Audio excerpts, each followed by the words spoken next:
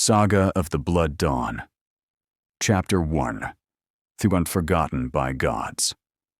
Helmgaard loomed over the cliffs like an ancient sentinel left on duty after the wars ended. Its towers were ravaged by winds, its battlements chipped, and its banners had long lost their colors.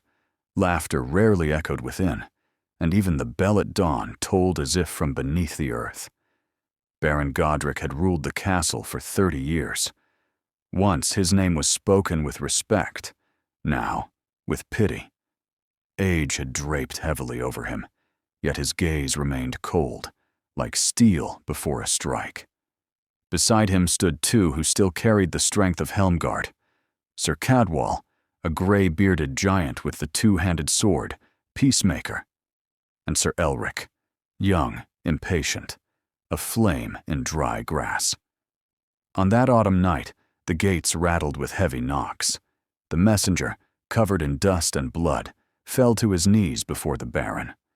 From the east, from the cursed wastes of Groktar, came the Iron Haze, an endless horde. At its head was Crone the Cruel. Villages burned behind them like candles in the rain. They will be here in 3 days. Flee, my lord. Godric remained silent for a long moment. Then he rose slowly. We will not leave. Helmgaard is the last shield of these valleys, and if the gods have forgotten us, we will remind them of our name. Thus was made a decision from which there could be no turning back. Chapter 2. Oath of Steel. At dawn, knights and warriors gathered in the inner courtyard. They were few, too few. Yet each knew that beyond the walls lay the homes of their children, their fields, and the graves of their ancestors. Sir Cadwal drove Peacemaker into the stone and bowed his head. I have stood in 100 battles, he said, and I will meet death here. Elric followed his example, touching the hilt with a trembling hand.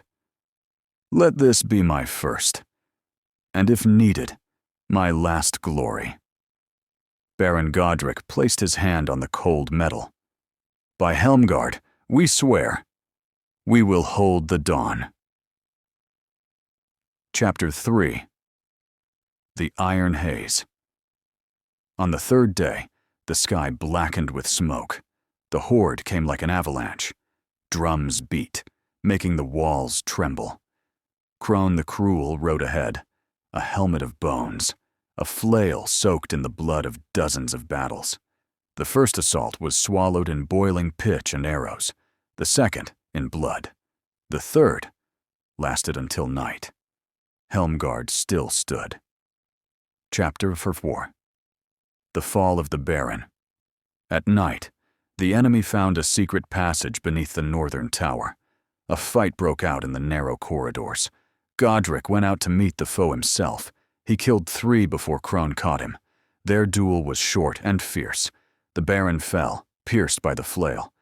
As he died, he whispered, Hold the dawn. Chapter 5. Peacemaker drinks again. Sir Cadwal stood in the Baron's courtyard, blocking the path to the citadel with his body. His sword struck again and again. Piles of bodies grew. When the blade broke, he continued to fight with the hilt. He fell, smiling. Chapter 6. The Blood Dawn. Elric greeted the dawn atop the wall, covered in blood, his own and others. The sun rose crimson. The last defender stood beside him. He saw Crone climbing the stairs, and he charged forward. Their clash ended with both falling from the walls into the abyss below Helmgaard. The horde fell silent. Epilogue. The legend of Helmgaard, the castle had fallen, but the valleys survived. Since then, it is said, when the dawn in those lands is painted red, Helmgaard remembers its defenders, and the gods never forget this castle again.